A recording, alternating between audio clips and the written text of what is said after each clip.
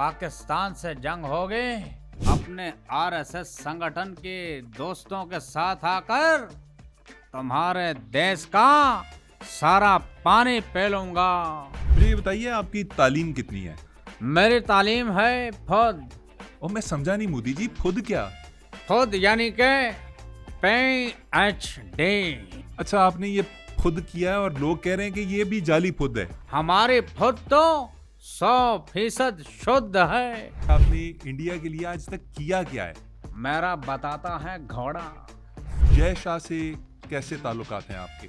अरे आपको नहीं पता, हम इतना साथ रहे हैं, अब तो मुझे शक हो रहा है कि कहीं अमित शाह गर्भवती तो नहीं। बकरी क्यों पाली है, सही बताइए।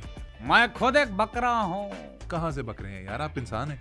अरे जब भी मैं अपनी जनता को तकरीर करता हूँ, वो कहते हैं मोदी बकरा है, मोदी बकरा है। जनता तंग बैठी है कि कब आप जान छोड़ेंगे। क्या इतना बुरा हूँ मैं अपने पाकिस्तान का एजेंट हूँ। अब तुम चारों तरफ से घिर चुके हो, तुम पर सर्जिकल स्ट्राइक का वक्त होने वाला है। ये आपने क्या किया?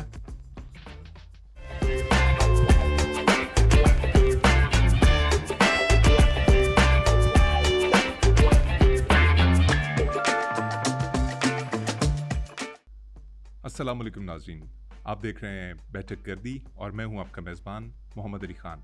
नाज़रीन, आज का प्रोग्राम शुरू करने से पहले हम पहलगाम के अटैक की मज़म्मत करते हैं और इसमें होने वाले मासूम जानों के ज़िया पर दिली अफसोस का इजहार करते हैं। आज के मेहमान भी इस अटैक से जुड़े हुए एक किरदार हैं। आज हमारे साथ मौजूद हैं नरेंद्र दामोदर मोदी। अजीब सा नाम है, लेकिन ये हमारे साथ मौजूद हैं। मोदी जी, कैसे हैं आप? मैं जी, और कौन? हम एकदम बढ़िया, मजामा। आप हमारे प्रोग्राम में कैसे आए? सज्जन, आपने बुलाया तो हम आए। अगर आप हमें यदि नहीं बुलाते तो हम बिन बुलाए मेहमान की तरह अपने राफेल पे बैठकर आ जाते। किस पर बैठ के आ जाते? राफेल। ये क्या चीज होती है? Rafale rifle? जहाज, जहाज। अरे जहाज का नहीं पता? अरे जहाज का नहीं पता? यार, आपकी लैंग्वेज अजीब सी है, समझ ही नहीं आती। आप क्या बोल रहे हैं? राफेल बोल रहे हैं, राइफल बोल रहे हैं, पता नहीं किसी बैल पर बैठ के आ गए हैं। खैर, मुझे ये बताइए, आपकी पहली जॉब क्या थी? सज्जन, आपको पता है कि हम फुटपाथ पे चाय बेचते थे। हम बहुत गरीब परिवार से थे। हमने, लेकिन एक बात थी कि हमारे दिमाग में आइडियाज का भंडार था। मैं पता है क्या करता था? क्या करते थे? मैं अपने बुद्धि का सही इस्तेमाल करके गटर के ढक्कन में सुराख करके उसमें पाइप डाल के उसे चूल्हे में लगा के चाय बना के बेचता था। इतना क्रिएटिव हूं मैं, आइडियाज का भंडार रहता है इस दिमाग में। वैसे सज्जन, कैसा लगा मेरा आइडिया? तभी आपका हर आइडिया गटर आइडिया होता है। अरे भाई, सज्जन को क्या तकलीफ है? क्या तकलीफ है सज्जन को? आप वो सांप हैं जो अपने बच्चे खुद खा लेता है। अरे ओ भाई साहब, गलत बात कर रहे हैं। अपने अल्फाज वापस लीजिए। मैंने क्या गलत बात कह दी? क्या आप वो सांप नहीं है जो अपने बच्चे खाते हैं? अरे मूर्ख, अरे ओ मूर्ख, वो सांप के लिए नहीं बल्कि डायन के लिए कहते हैं। अच्छा यार, मुझे ये बताइए, हर थोड़े अरसे बाद क्या चुल मचती है आपको? पाकिस्तान को धमकियां, पाकिस्तान पे जाली हमलों की बातें, दावे, झूठ, ये क्या चलता है आपके दिमाग में? इस उम्र में हो जाता है। और ये जो राजनीति है ना भाई साहब, इसमें बहुत कुछ करना पड़ता है। बुरी महिला की तरह अपने कपड़े खुद फाड़ के पड़ोसी पर इल्जाम लगाना पड़ता है। पहले तो ये प्रक्रिया हमें साधारण लगी, फिर मजा आने लगा, फिर आदत हो गई। इसीलिए हमें बार बार ये चुल मचती है। और जान लीजिए कि आपके सामने इस सीट पर नरेंद्र दामोदर मोदी नहीं, बल्कि 140 करोड़ लोग बैठे हैं। अरे छोड़ें, लोग बैठे हुए हैं। लोगों को तो आपने आरएसएस के जरिए दबाया हुआ है, किसी को बात तक तो करने नहीं देते आप। दबाए जाने वाली चीजों में अवाम आज भी दूसरे नंबर पर है। तो पहले नंबर पे कौन है? और पहले नंबर पर दबाए जाने वाली चीजों में है क्या है? अपोजिशन। शुक्र है, शुक्र है। मुझे ये बताइए कि आपके ऊपर इल्जाम है कि जब भी बीजेपी की गवर्नमेंट आती है, इंडिया पर कोई ना कोई अटैक हो जाता है। मेरे सामने एक लिस्ट है, कारगिल, उड़ी। अरे मैं आपके साथ चिड़ी उड़ी नहीं खेल रहा, आपको कुछ बता रहा हूं। Pulwama attacks, Amarnath, Pathankot, parliament attacks, Kashmiri Hindus exodus, Pahalgam attack. Modi ji मुझे ये बताइए कि ये सब कुछ बीजेपी की गवर्नमेंट में ही क्यों होता है? अरे ये तो धोती खोल रहा है। अब मैंने बताया था ना कि मेरी पहली जॉब आउटसाइड जॉब थी। जब हम पीएम बने तब हमारे इनसाइड जॉब शुरू हो गए। यार मोदी जी शर्म करें, कुछ तो रहम करें अपनी आवाम पर, अपने पड़ोसी मुल्कों पर। क्या कर रहे हैं आप? अरे भाई क्या तकलीफ है सज्जन को? क्या तकलीफ है? मजा नहीं आ रहा। मुझे ये बताइए कि आपकी शादी हुई, मगर आपने उस शादी को मानने से इनकार कर दिया और उसके बाद फिर दोबारा कभी शादी नहीं की। क्या चक्कर था? अरे भाई साहब, जिस व्यक्ति के बेवे के नाम में बहन आ जाए तो उससे कहाँ शादी होती है। और वैसे भी वो हमारी जबरदस्ती की शादी थी, हम उसे वैसे भी नहीं मानते हैं। अच्छा, तो पूरे कश्मीर के साथ जो आप जबरदस्ती कर रहे हैं उसके बारे में क्या ख्याल है? तुम जैसा फिलोसोफर मट्टी खाता है मगर निकलता किसी ना किसी देश का एजेंट है। हाँ तो क्या है, मैं अपने पाकिस्तान का एजेंट हूँ, इसमें कौन सी बुरी बात है? अरे क्या बात कर रहे हो? तुम एजेंट हो? हाँ एजेंट हूँ अपने वतन का। हाँ हाँ हाँ हाँ हाँ हाँ हाँ। अब आया ऊंट पहाड़ के नीचे। अब तुम चारों तरफ से घिर चुके हो। तुम पर सर्जिकल स्ट्राइक का वक्त होने वाला है। अभी तुम पर सर्जिकल स्ट्राइक करता हूँ, बचकर नहीं जा पाओगे। कहाँ तक भागोगे? सर्जिकल स्ट्राइक होने वाली है। ये आपने क्या किया? असल में मेरा पेट खराब है। मैंने गटर के पानी का गोलगप्पा खा लिया था। यार आप मेरे स्टूडियो में आके इस तरह की सर्जिकल स्ट्राइक्स और वो भी केमिकल वॉरफेयर वाली ना करें यार, प्लीज। अरे ये दौर ही केमिकल वार का दौर है। ये दौर ही सर्जिकल स्ट्राइक का दौर है। अरे ये दौर ही बायोलॉजिकल वार का दौर है। ये दौर जंगों का दौर है। ये दौर जंगों का दौर है। ये क्या कर रहे हैं? हाँ, ये क्या कर रहे हैं आप? मेरा आसन करने का समय हो गया है। कि ये कौन सा आसन है? ये किस किस्म का आसन है? ये माय का आसन है। मजाक कर रहे हैं, मजाक कर रहे हैं। हम तो आपको केवल हंसाना चाहते थे। आप बहुत परेशान लग रहे हैं। मोदी जी परेशान तो मैं हूँ, आप जैसे पड़ोसी हो तो परेशानी तो होती है। अच्छा, ये लीजिए। ये आपने क्या किया? आपके दीवार पर हमने सलवार डाल दी है। अच्छा, मतलब आप वो सही वाले पड़ोसी बन रहे हैं, वो जो साथ में घरों में ऊपर कपड़े टांगते हैं। मेरे साथ ज्यादा फ्रैंक होने की कोशिश मत करना। मैं दिखता शरीफ हूँ, लेकिन दिमाग मेरा एक नंबर का खुराफाती है। मुझे ये बताइए कि आपकी तबीयत हमेशा ये नाराज़ औरतों वाली क्यों रहती है? बात बात पर लड़ाई, झगड़े, ताने, बायकॉट। आपकी तरफ दोस्ती का हाथ बढ़ाओ तो आप कमर दिखा जाते हैं। कमर इसलिए दिखाते हैं कि मजा आता है। इतने नखरे क्यों करते हैं आप? 16 साल लड़की हैं क्या? आहा हा हा हा हा हा। कर लो जो करना है, अब जो कुछ करो कोई फायदा नहीं है। आपके साथ जो हम करने जाएंगे वो पूरा विश्व देखेगा। आपने शायद हमारे रक्षा मंत्री राजनाथ की स्पीच नहीं सुनी। सुनी थी, स्पीच तो नहीं थी, स्क्रिप्ट था सारा। बहनों भाइयों, हम बहुत जल्द उस स्क्रिप्ट का बॉलीवुड में उपयोग करेंगे। और ये चेतावनी है, समझे कि नहीं? नो डाउट मोदी जी, आप स्टोरीज बनाने में तो माहिर हैं, लेकिन आपकी स्टोरीज फ्लॉप हो जाती हैं। मगर इस बार फ्लॉप नहीं होगे। जी पता है भाई साहब, फ्लॉप नहीं होगी, डेड फ्लॉप होगी। अरे भाई साहब, इस सज्जन को क्या तकलीफ है? क्या तकलीफ है इस सज्जन को? यार मुझे ये बताइए मोदी जी कि आपने 2019 में पाकिस्तान पर सर्जिकल स्ट्राइक का दावा किया। पाकिस्तान के हिसाब से ये फेक ड्रामा था। अरे भाई साहब, हमने स्ट्राइक किया था, आए शपथ।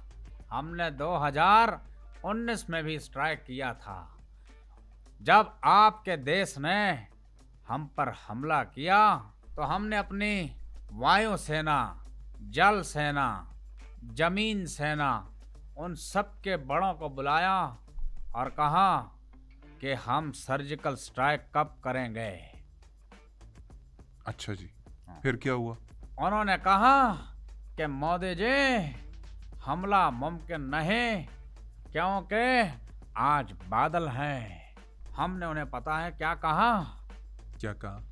आप बादल का बेनिफिट उठा के, बारिश का बेनिफिट उठा के, मौसम की खराबी का बेनिफिट उठा के, रडार से बचते बचाते स्ट्राइक कर दें। रडार में जहाज नजर नहीं आएगा। मोदी जी बखरे साइंसदान है आप। ये किसने आपको कहा कि बादलों में जहाज नजर नहीं आता रडार पर? हमारे बुद्धि ने कहा। आपकी बुद्धि में मतलब मैं क्या अब आगे से बोलूं? अरे नहीं खान साहब, हम जो कह रहे हैं उसे समझिए कि हम कह क्या रहे हैं। क्या कह रहे हैं? आप सिर्फ कल्पना कीजिए कि एक जहाज बादल को सरकाए हुए आपके सेना से बचते बचाते नीचे बॉम्ब गिरा रहा है। क्या मंजर होगा। बहुत खूबसूरत। आह, रडार को चकमा देने वाला आइडिया अवश्य हमारा था। हमारी सेना तो परेशान थे, वो तो हम रडार से बच जाने का गुर नहीं बताते तो मुश्किल होता। बहरहाल हम उसके बाद इंतजार करते रहे। हमने टीवी देखा, न्यूज पढ़ डाली, लेकिन स्ट्राइक की खबर नहीं आई। फिर हमने तुरंत अपने सेना को फोन घुमाया और पूछा कि स्ट्राइक क्यों नहीं हुई। उन्होंने कहा कि सर्जिकल स्ट्राइक है। हम उसका ये उत्तर समझ गए कि कल हड़ताल है। बदकिस्मती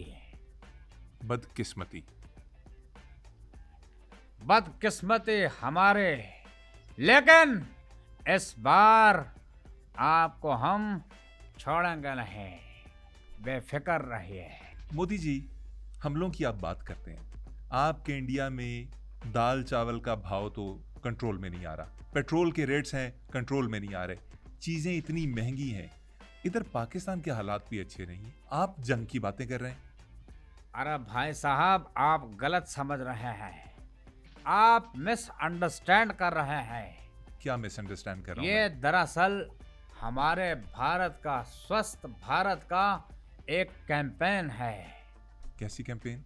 fit India, initiative. Fit India initiative, और Yes. इसमें क्या होता है? अरे सज्जन, इसका मतलब है कि इंटरमिटेंट फास्टिंग। आप एक दिन खाएं, 2 दिन भूखे रहें, फिर एक दिन खाएं, 4 दिन भूखे रहें, फिर एक दिन खाएं, 6 दिन भूखे रहें। गुर्बत कहते हैं इसे।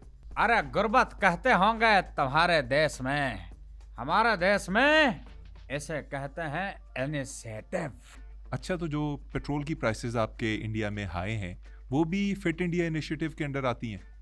देखे भाई साहब, कार चलाने से आप मिसफिट हो जाते हैं, आप स्वस्थ नहीं रहते, लेकिन पैदल चलने से, साइकिल चलाने से आप स्वस्थ रहते हैं। और जब पाकिस्तान से जंग होगी तो बीच में आपके स्वस्थ होने की वजह से पेट नहीं आएगा। पेट्रोल इसलिए महंगा है। हाँ, और इंडिया के लोग आपकी ये बातें मान जाते हैं? अरे इंडिया के लोग वो तो हमारी हर बात मान लेते हैं, चाहे हम उन्हें स्याह कहें या सफेद कहें, वो उसी पे चलते हैं। हम उनके लिए विश्व के बेस्ट लीडर हैं। मोदी जी, मुझे ये बताइए कि आपने इंडिया के लिए आज तक किया क्या है? हम्म,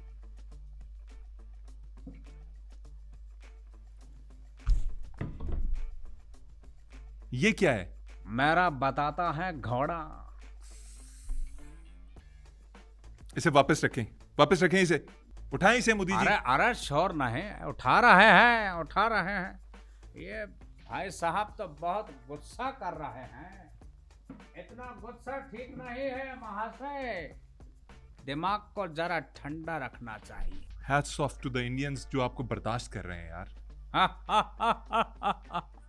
इंडियन मीडिया को आपने बंद करके रखा हुआ है, और जो चैनल्स बोल रहे हैं उन्हें गोदी मीडिया कहा जाता है, क्योंकि वो आपकी गोद में बैठे हुए हैं।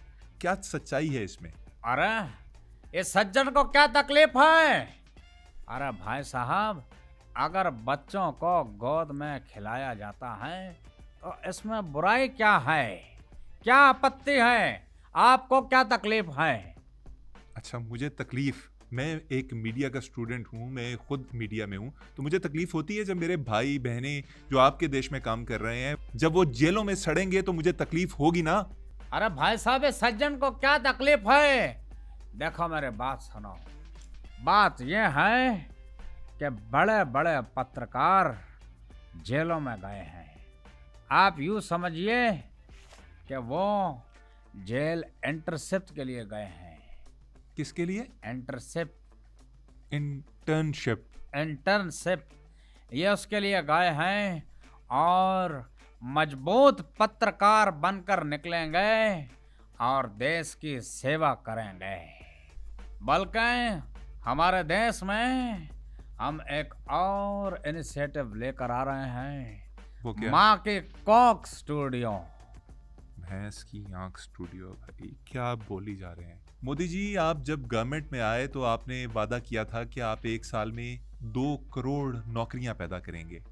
10 साल से आप इंडिया के ऊपर काबिज हैं। मुझे ये बताइए कि 20 करोड़ नौकरियां कहाँ गईं? अरे भाई साहब, आप पूछिए युवा को कि उन्हें नौकरियां चाहिए भी कि नहीं। अगर नौकरियां नहीं चाहिए यूथ को, तो फिर वो क्या करेंगे? एंटरप्रेन्योरशिप। एंटरप्रेन्योरशिप। हाँ वही। एंटरप्रेन्योरशिप में बड़ा फायदा है। पढ़ लिख कर क्या करेंगे? वही एक बंदे के सारे जिंदगी के गुलामी। सुबह उठो, शाम को आओ, फिर सुबह उठो और शाम को जाओ। बस यूं ही एक आदमी अपनी जिंदगी गुजार देता है। तो मैंने 20 करोड़ युवा को बचाया है। कैसे बचाया? क्या करेंगे वो? स्वयं का कारोबार। और ये कारोबार कहाँ करेंगे वो? आपके पास विश्व की सबसे लंबी फुटपाथ है, 13 करोड़ किलोमीटर। और आपको पता है कि इसकी क्या सिग्निफिकेंस है? यदि आप बुद्धि से सोचें तो एक सड़क पर 2-2 फुटपाथ, यानी एक सड़क में 2 फुटपाथ के मजे। 10 करोड़ युवा इस तरफ, 10 करोड़ युवा उस तरफ। और ये युवा कर क्या रही है सड़क पर? कारोबार। क्या कारोबार? भाई कोई रेहड़ी पे समोसे बेच रहा है, कोई उधर पकौड़े बेच रहा है, कोई उधर पाव भाजी बेच रहा है, कोई सब्जी बेच रहा है, कोई तरकारी बेच रहा है। यार आप इंडिया के फ्यूचर के साथ खेल रहे हैं। आप 20 करोड़ लोगों के बारे में ये बात कर रहे हैं कि वो समोसे पकौड़े बेचेंगे। क्या करेंगे पीएचडीज, क्या करेंगे डॉक्टर्स, क्या करेंगे इंजीनियर्स अपनी तालीम का पकौड़े बेचकर? एक मिनट, तुम्हारे देश के लोग हैं या मेरे देश के? आपके देश के। तो फिर बहनों भाइयों, इस सज्जन को क्या तकलीफ है? यार बताइए ना, क्या करेंगे? इतने वेल एजुकेटेड नौजवान जब सड़कों पर पकौड़े बेचेंगे तो उसका क्या फायदा होगा? फायदा होगा, अवश्य होगा। अब एक डॉक्टर पकौड़े बेचेगा तो यदि किसी का वो पकौड़ा खाकर पेट खराब हो जाएगा तो वही डॉक्टर उसे दवा लिख कर देगा कि ये खा लो, है ना एक टिकट में 2 मजे। इस आइडिया का नाम है made in India, sold on footpath. What an idea sir ji. मेरे जनता मुझसे बहुत प्यार करती है और मैं अपनी जनता से करता हूँ। बड़ा करते हैं सर। जनता तंग बैठी है कि कब आप जान छोड़ेंगे। क्या इतना बुरा हूँ मैं माँ, क्या इतना बुरा हूँ मैं माँ। मोदी जी ड्रामेबाजी आपकी खत्म नहीं हो रही। मुझे ये बताइए कि जय शाह से कैसे ताल्लुकात हैं आपके?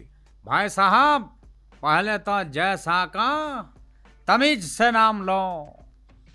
क्यों तमीज से नाम क्यों लूं जी? वो मेरे मित्र हैं और आपकी भाभी। मेरी भाभी कैसे हो गए वो? अरे वो मेरी होम मिनिस्टर है ना। मेरी नहीं, मेरे होम मिनिस्टर हैं वो।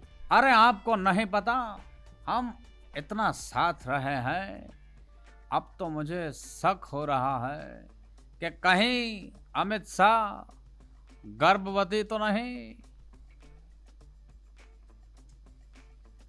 अगर गर्भवती का वही मतलब है जो मैं समझ रहा हूं तो बड़ी शर्म की बात है सर। आप ऐसा सोच रहे हैं? असल में उसका पेट जरा ज्यादा बाहर आ गया है, खाता बहुत है ना। मुल्क नहीं, वो केवल मेरी फेवरेट डिश है। यार छोड़ दीजिए, इंडिया एक अच्छा मुल्क है, उसको खाना चाहिएगा। मुझे ये बताइए कि अभी पिछले दिनों में न्यूज़ में पढ़ा था कि आपने बकरी पाल ली है। बकरी क्यों? आप वजीर आजम हैं, ये चीज़ें आपको जेब देती हैं? असल में मैं जब से तन्हा हूँ, मुझे बकरी की आवश्यकता हो गई। मैं चाहता हूँ कि मैं अकेला न रहूँ, मेरे साथ कोई हो, और जब भी मेरा मन करता है मैं बकरी का दूध निकाल कर पीता हूँ। पता है कैसे? कैसे? देखने वालों को मैं सिखाना भी चाहता हूँ। यदि आपके पास बकरी है तो उसका दूध आप कैसे निकाल सकते हैं, ऐसे। यार बकरी का दूध सारी दुनिया ऐसे निकालती है, आप ऐसे क्यों निकाल रहे हैं? अरे मेरी बकरी है, मेरी मर्जी, मैं चाहे जिस पोजीशन में उसका दूध निकालूं। तुम कौन होते हो मुझे बताने वाले? मजा नहीं आ रहा। मोदी जी मजा वाकई नहीं आ रहा। बकरी क्यों पाली है, सही बताइए। मैं खुद एक बकरा हूँ। कहाँ से बकरे हैं यार, आप इंसान हैं। अरे जब भी मैं अपनी जनता को तकरीर करता हूँ, वो कहते हैं मोदी बकरा है, मोदी बकरा है। मोदी जी, पाकिस्तान के साथ इतनी नफरत क्यों है आपको? अरे मेरा बस चले तो मैं बर्बाद कर दूं, निस्तो कर दूं, नाबूद कर दूं। यार तड़ियां लगाना तो सीख ले, निस्तो नाबूद कर दूं होता है। मेरे आपके लिए ये भी वॉर स्ट्रेटजी है कि मैं आपके इंटरनेट की केबल में गैस छोड़कर बटन दबाकर बूम कर दूंगा। इंटरनेट की केबल में गैस, वाह वाह, व्हाट अ स्ट्रेटजी सर जी। और क्या क्या प्लान है आपका पाकिस्तान के खिलाफ? मैं आपके ड्रामा इंडस्ट्री को बहुत नुकसान दूंगा। मैं आपके ड्रामा इंडस्ट्री की सुल्ताना आपा को अगवा कर कर लंका ले जाऊंगा और वहां उन्हें बिठाकर कहूंगा कि आज से आपने हमारे लिए ड्रामे बनाने हैं, क्योंकि भाई साहब आपके ड्रामे होते बड़े मजे के हैं। और क्या करेंगे? मैं किसी रात अपने आरएसएस संगठन के दोस्तों के साथ आकर तुम्हारे देश का सारा पानी पी लूंगा और फिर लगान फिल्म की तरह पानी के लिए तुम लोगों को हमसे मैच खेलना पड़ेगा, लेकिन हम मैच नहीं खेलेंगे। नहीं। अरे यार, मैच तो आप अभी भी नहीं खेलते, ना पाकिस्तान आते हैं ना कहीं और खेलते हैं। आईपीएल में हमारे प्लेयर्स तक को नहीं बुलाते। मैं जब तुम्हारे देश पे कब्जा करूंगा तो फिर मैं तुम्हारे बाबर आजम को विराट कोहली के साथ रनर बुलवाऊंगा और उसे इतना दौड़ाऊंगा कि उसके पसीने छूट जाएंगे। यार आपके आइडियाज आपकी तरह घटिया हैं। बाबर आजम और विराट कोहली बहुत अच्छे दोस्त हैं, वो कभी ऐसा नहीं करेंगे। आहा, उसका भी मेरे पास एक उपाय है। क्या उपाय है? Divide and rule. क्या क्या? Divide and rule. क्या करेंगे आप? मैं विराट से कहूंगा कि बाबर अनुष्का की कमरा बंद करके फिल्में देखता है। यार क्या ही घटिया आदमी पाए गए आप। अपन तो ऐसा ही चाहे।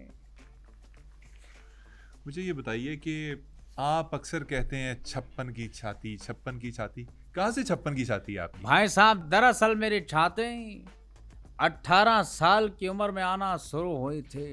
तो अब आप कितने साल के हैं? I am fucking 74। तो छाती 56 की कैसे हुई? मैं हूँ फकिंग 74 का, तो छाती 56 की हो क्या ना है? यार एक बात बताइए, बातों बातों में। हाँ, पूछो सज्जन पूछो। ये डोनाल्ड ट्रंप का नाम गलत क्यों लेते हैं आप? अरे भाई साहब, जब डोनाल्ड ट्रंप हमारे देश में आए तो उन्होंने हमारे लोगों के नाम गलत लिए। हमने बदला लिया। हमने बजाय डोनाल्ड ट्रंप कहने के डोनाल्ड ट्रंप कह दिया। हमारे कलेजे को ठंडक महसूस हुई। मजा नहीं आ रहा। पाकिस्तान के बारे में और क्या ख्यालात हैं आपके? मैं तुम लोगों के गुजरात में अपने गुजरात वाला काम करूंगा। आप ना गुजरात कभी गए नहीं। वहां जूते बनते भी हैं और पड़ते भी बहुत हैं। आपसे ना एक बंदा नहीं संभाला जा सकता। चौधरी शुजात। चौधरी शुजात कौन? हाँ, वो पाकिस्तान का स्टीफन हॉकिंग। अरे यार कैसी बातें कर रहे हैं, उनके थोड़े से मसाइल हैं। अरे मसाइल नहीं, बहुत तेज आदमी है। क्या तेजी दिखाई है चौधरी शुजात ने आपको?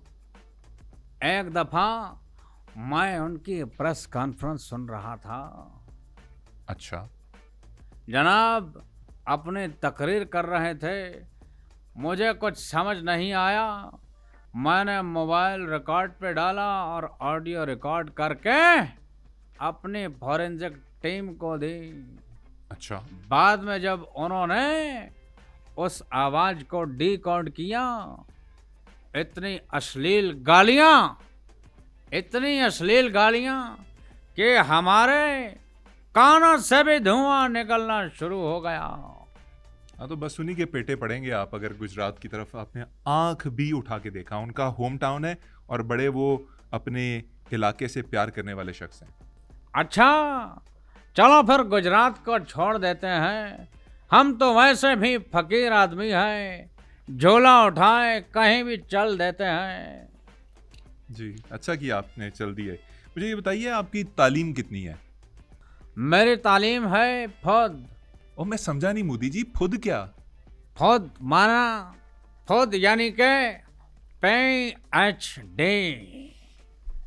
यार, अच्छा आपने ये खुद किया है और लोग कह रहे हैं कि ये भी जाली खुद है। नहीं नहीं नहीं, ये तो सरासर हम पर इल्जाम है। हमारी खुद तो 100% शुद्ध है, असली है। हमारी खुद कभी नकली नहीं हो सकते। आप चाहें तो किसी भी व्यक्ति से चेक करवा लें, हमारी खुद असली निकलेगी। मोदी जी, आरएसएस में कैसे घुसे?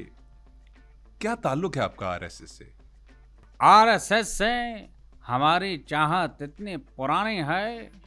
एक दफा हमने सोचा कि हम अपने बाजू पे आरएसएस का टैटू बनवाएं।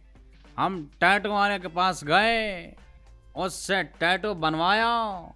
हमने जब बाद में आंख खोल के देखा तो उस साले बेवड़े ने आरएसएस की जगह BDSM लिख दिया। आपके बाजू के ऊपर BDSM लिखा हुआ है? हाँ, वो साला बेवड़ा बोला कि आरएसएस भी तो इंडिया के साथ BDSM कर रही है। अच्छा मोदी जी, जरा ये बताइएगा कि आपने चांद पर इसरो का एक मिशन भेजा, क्या जरूरत पड़ गई थी आपको? पहले जो मुल्क गए थे गलत गए थे, किसी और चांद पर गए थे, कुछ रिसर्च में कमी रह गई थी, क्या कर रहे हैं आप उधर? असल में भाई साहब, इसरो एक अनाथ बच्चा है। वो मेरे भावज का लड़का है। मेरे भावज ने इसरो का हाथ मेरे हाथ में दिया और कहा कि ओ मोदी, ये अब तुम्हारी जिम्मेवारी है, इसे अपने जैसा ना बनाना। लेकिन मैं ठहरा मोदी का मोदी। मेरे दुम 100 साल बाद भी टेढ़े के टेढ़े। अच्छा, जब इसरो 6 साल का हुआ ना भाई साहब, हमने इसरो की ट्रेनिंग शुरू कर दी। हमने आरएसएस के लौंडों के साथ उसे हिंदू, सिख, मुसलमान और पारसियों के इलाके में भेजा। उन इलाकों में इसरो से हमने धमकियां दिलवाई। अगर जिंदा रहना है तो मोदी जी कहना है, अब की बार मोदी सरकार। जो ना मानोगे तो होगा वार। भाई साहब, समय का पहिया चलता रहा। हम अपने कांडों में इतने बिजी थे कि पता ही नहीं चला कि कब इसरो ने मंगल ग्रह की दहलीज पे कदम रख दिया। ये क्या बकवास स्टोरी थी? हम ऐसे ही बकवास करते हैं, मजा नहीं आ रहा क्या? इतनी सीरियस डिस्कशन हो गई, कुछ मजाहिया, कुछ अच्छा वाकया, कुछ लाइट हार्टेड डिस्कशन करें। हाँ, क्यों नहीं, जरूर। मैं भी बोर हो रहा हूँ। बोर ना होइए, मुझे अपनी जिंदगी का कोई मजेदार सा वाकया सुनाइए। कोई दोस्तों की महफिल, कोई खुशगपियाँ, कोई इश्क माशूकी, कुछ ऐसा सुनाइए। भाई साहब, जवानी चीज ही ऐसी है कि इसमें इंसान के साथ किस्सा जुड़ ही जाता है। एक दफा अमित शाह, मैं और हमारे कुछ दोस्त कश्मीर हनीमून गए। हनीमून, लड़के? हमारे साथ एक लड़का लड़की का जोड़ा था। वो हनीमून करने गए थे हमारे साथ ही। अच्छा, तो क्या हुआ उसमें? उस रात हम 3 बजे तक पिया, हंसते रहे, खेलते कूदते रहे, मस्ती मजाक करते रहे, मजा ही मजा। उसके बाद हम सो गए। जब मैंने सुबह उठकर देखा तो क्या देखता हूं कि अमित शाह ने मेरे यहां पर मार्कर से 010 बना दिया। 010। हाँ, वो जरा मोटा सा करके लिख दिया और उसने मेरी तस्वीर भी खींची। हंसी जाए। मैंने कहा कि ये तस्वीर डिलीट कर दें। उसने कहा नहीं, अब यही वजह है कि अमित शाह जो भी बात कहता है हमें मानना पड़ता है। आप ये कहना चाह रहे हैं कि इंडिया का वजीर आजम एक शख्स के हाथों ब्लैकमेल हो रहा है जिसके पास उसकी एक तस्वीर है जिसमें चेहरे पे 010 लिखा हुआ है? वो शख्स नहीं है, तमीज से बात कीजिए, वो आपकी भाभी है। मोदी जी, मेरा ख्याल में ये बहुत हो गया। इजाजत लेते हैं, प्रोग्राम बंद करते हैं। आप अपने घर को जाइए, मैं अपने घर को जाता हूँ। जरूर, लेकिन जाने से पहले मैं एक नजम की 2 पंखुड़ियां सुनाना चाहूंगा। जी, इरशाद। तुम बढ़ाओ दोस्ती का हाथ, बात तो अच्छी है, क्या बात है। और देश में मेरे जो भी कांड हुआ, मित्रों, देश में जो भी मेरे कांड हुआ उसमें केवल मेरा हाथ है।